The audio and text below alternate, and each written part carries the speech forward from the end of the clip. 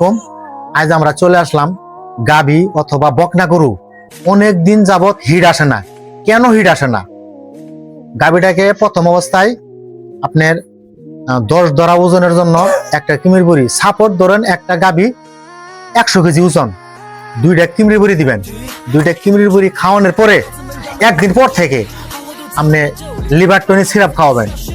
দৈনিক চা কাপের 1 কাপ লিভার টনিক সিরাপ খাওয়ানি শেষ হলে তারপরের দিন থেকে আপনার জিঙ্ক সিরাপ খাওয়াবেন। দৈনিক 1 কাপ জিঙ্ক সিরাপ খাওয়াবেন। তার পাশাপাশি রেনাসল এডি সিরাপ, একটা সিরাপ 3টা ভাগ করে দৈনিক খাওয়াবেন। এইভাবে 3টা সিরাপ আপনার 9 দিন খাওয়াবেন। তার পাশাপাশি অ্যানক্স ডি ট্যাবলেট দৈনিক 3টা করে ট্যাবলেট খাওয়াবেন।